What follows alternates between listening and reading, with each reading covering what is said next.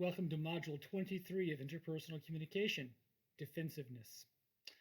Most of us have been met with defensiveness at least once in our life. In fact, some people in your life might be more defensive than others. Defensiveness is the kind of thing that everyone knows when they see it. It's a tone of voice. It's a kind of reaction that suggests that someone is pushing back against something that someone has said, but they're doing so in an inappropriate way. Defensiveness can be mixed with sarcasm or snarkiness or other kinds of criticism. But for most of us, as I said a moment ago, we know defensiveness when we see it. Defensiveness is in fact a very common kind of communication.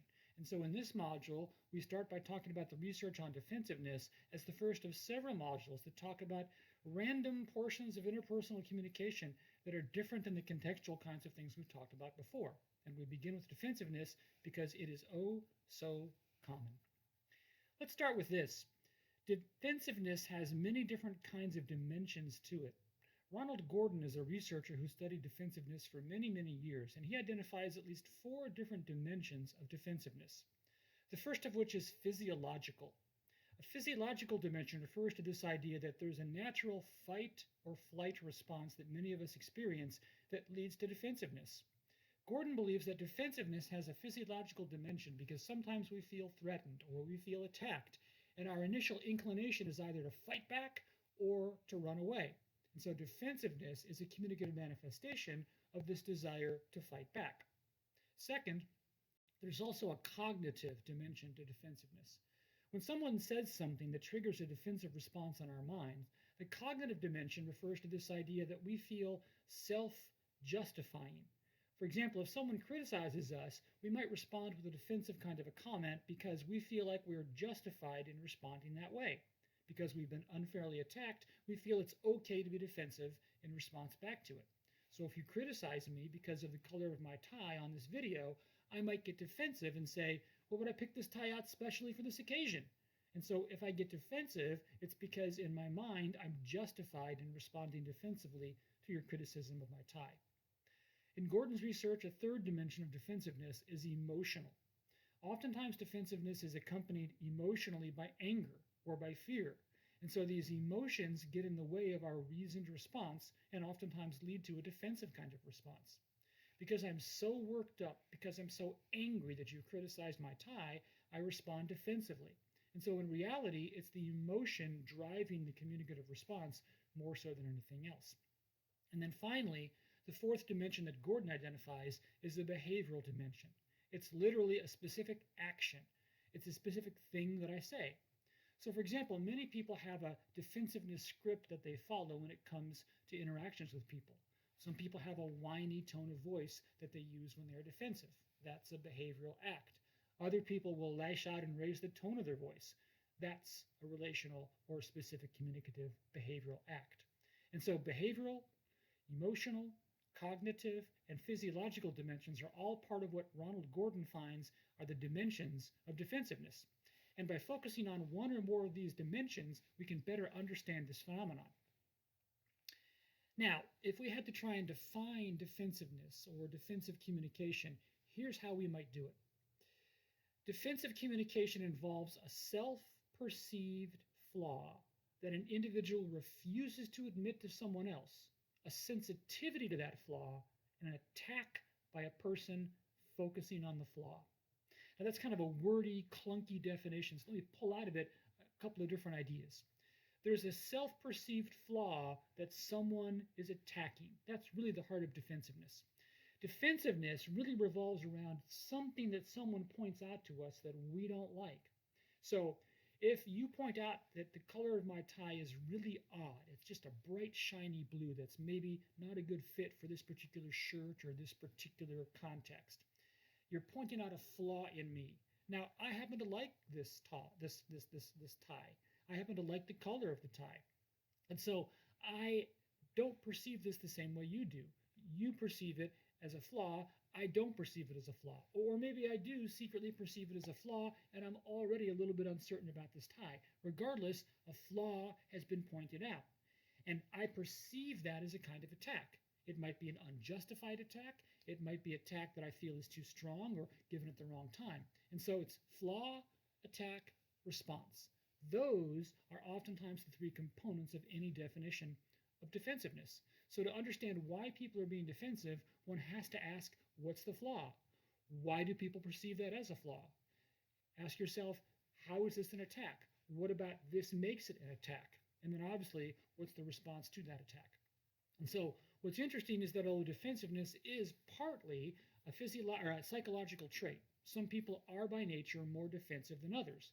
The reality is that to dig a little deeper requires us to get into the notion of flaws, the notion of attacks, and the notion of responses.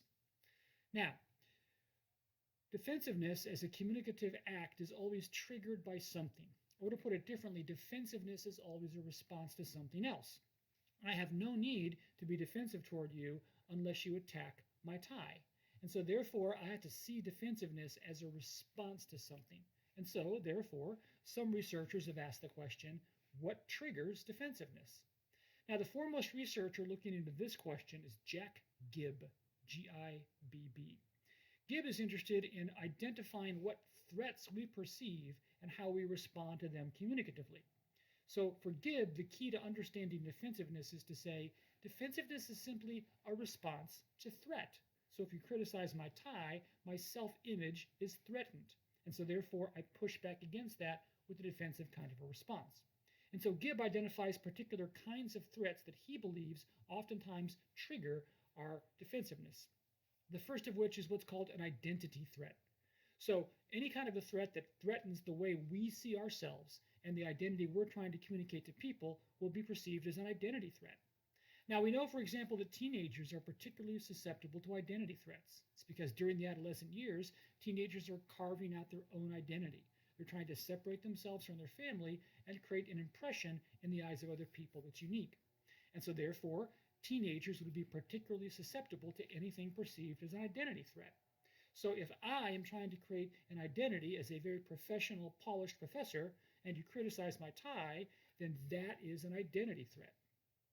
The second kind of threat is what's called a competence threat. A competence threat, obviously, is any kind of a threat to our ability to do something, to achieve something, to attain something. I'd like to think of myself as a rather competent teacher, that I know what I'm doing, that I'm a pretty good teacher. And so any criticism of me that suggests I'm not a good teacher is a competence kind of a threat. Now, again, in certain contexts, we know there are those that are particularly susceptible to perceiving competence threats. In a marital context, husbands are especially sensitive to competence threats. And so it's no surprise that husbands are more likely to respond defensively to something their wife says if that thing said is an attack on the husband's competence. So, for example, if I am trying to replace a window in my home and I do it in such a way that the window is not quite straight or the paint job around the window isn't quite professionally looking, my wife might say, oh, well, that's not quite what I expected it to be. I take that comment to be a competence threat and I respond defensively. So there are identity threats, there are competence threats, and there are other kinds of threats as well. Those are the two chief ones. Now, Gibb also talks about particular speech acts triggering defensiveness. Or to put it differently, there are certain ways that people say things that also trigger our kinds of defensiveness. So for Gibb, for example, evaluative statements and control statements are two of the more common kinds of speech acts that trigger defensiveness. So evaluation statements are those statements where someone says something and we perceive ourselves or our work to be evaluated, to be criticized in some particular fashion. So one of the things that Gibb says is that when people make statements like this, we hear them as evaluative or we hear them as critical when in reality it might not be intended to be that way whatsoever. It's much like the hearing criticism idea we discussed interpersonal conflict earlier in this class. Some people just have a way of saying things that make it sound as if we're being evaluated, that make it sound as if we're being criticized. And so that might then trigger a competence threat or an identity threat, which in turn leads to defensiveness. And so it's partly dependent upon how someone says something. If they say something with a critical tone or an evaluative kind of a feel to it, then we're likely to be responding defensively. Gibb also identifies what he calls control statements. Control statements are those kinds of statements we make to people to try and guide their behavior, to try and get them to act differently. Parents oftentimes make control statements to kids that will trigger defensiveness. So if your mom says to you, hey, clean up that room before you go out tonight, That's a control statement.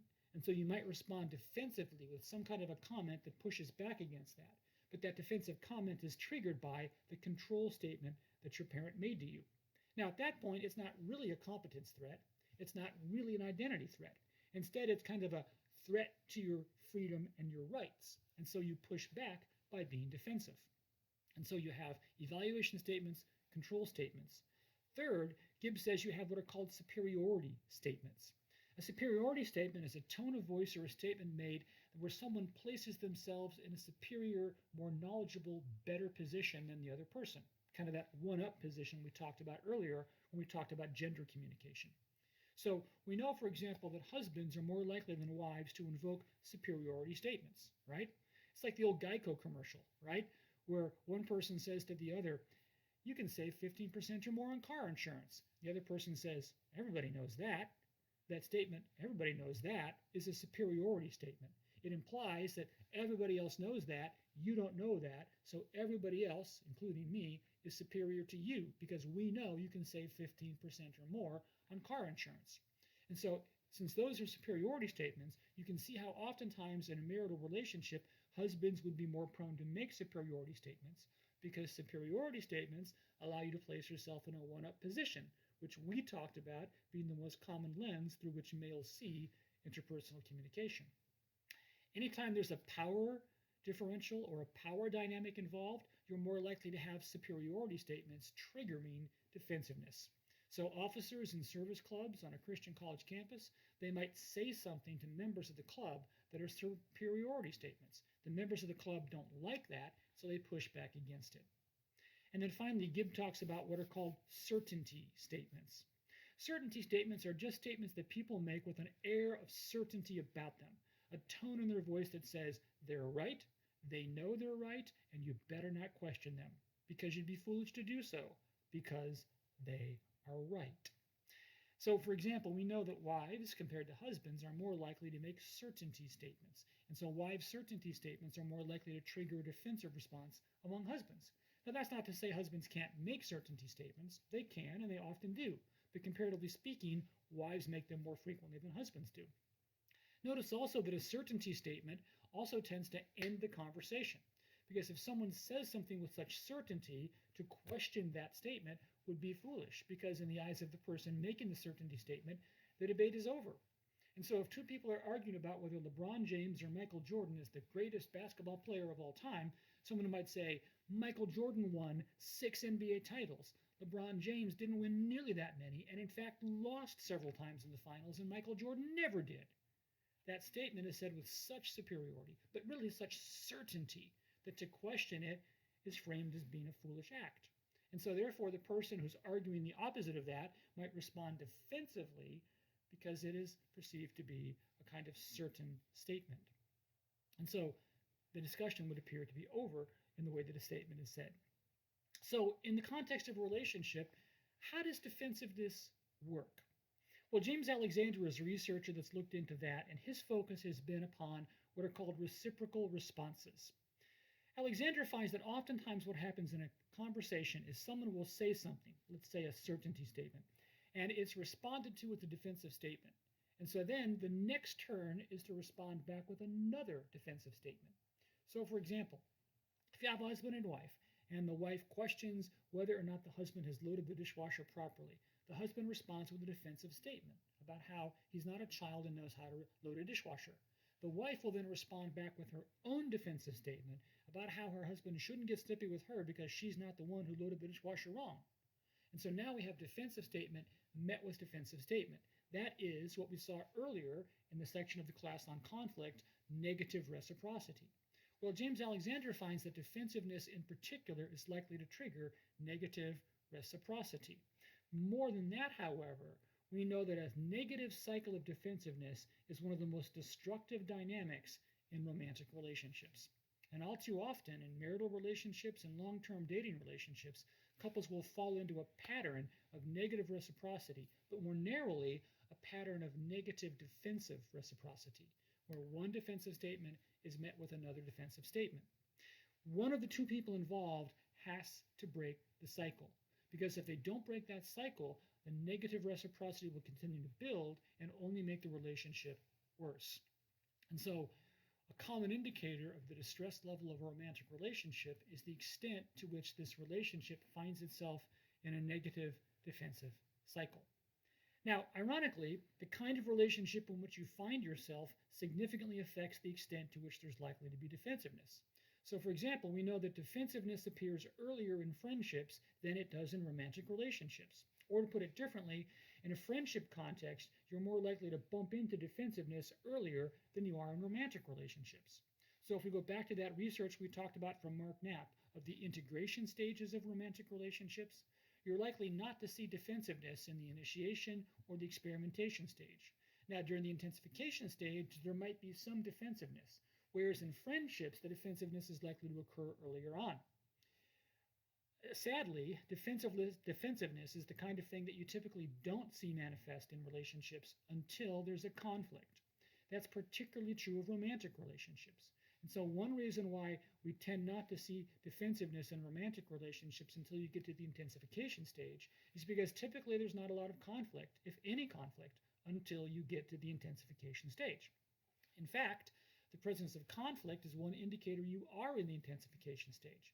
And so it should be no surprise that that defensiveness is held at bay until you get to the intensification stage.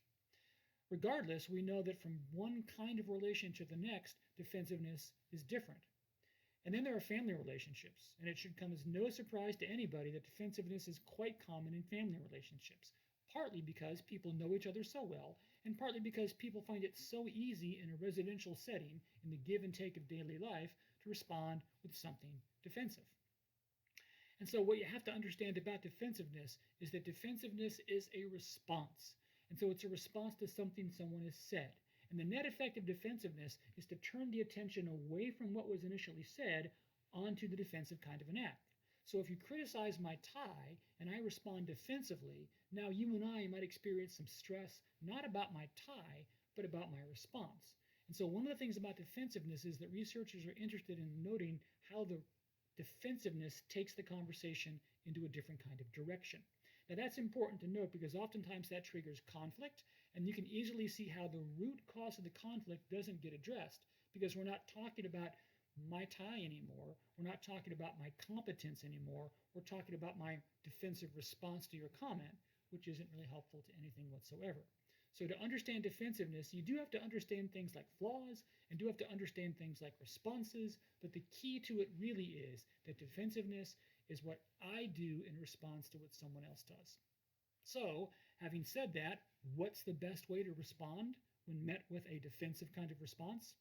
Well, William Baker is a researcher who studied this question for a number of years. And here's his answer. The best response communicatively when someone is defensive with you, ignore it. Don't respond back with your own defensive comment. Instead, you can ignore it by reducing the amount of possible tension. Because Baker finds that this happens. If you criticize my tie, here's our conversation. Our conversation is going like this. You criticize my tie, I perceive that as an identity threat. And so automatically things have potentially ratcheted themselves up. So if I respond with you defensively, I raise even greater the level of emotional investment in this conversation. Now at that point, if you respond with your own negative response, then we raise it even higher yet. And so if you're able to ignore my defensive response, we go from here back down to here. And so what we find is that similar to what we talked about with interpersonal conflict, when you make some kind of move that reduces the emotional upset or reduces the possible friction in a conversation, the other person is more likely to follow you to reduce that. And so if you criticize my tie, I respond defensively. If you ignore it and instead intentionally try and dial down what might be a boiling type of situation, then I'm more likely to also dial down my response or my investment, and things are likely to work out better. So in short, the best response to defensiveness, ignore it and try and do something different in that particular conversation. Then the idea is that in a different context, away from that moment in time when we're talking about my tie, then we can go back and raise the specter of defensiveness and defensive communication. And it can be something like, remember yesterday when we talked about your tie, I sensed that your response was really defensive. And so that's when it might be a better opportunity to talk about defensiveness. Now, defensiveness as a communicative concept is perhaps a pretty broad one, but the research I've tried to share here in this module is the heart of it. It's the essence of defensiveness. And so by understanding defensiveness, hopefully you're better able to manage it and make sure that it doesn't become a difficulty in your interpersonal relationships.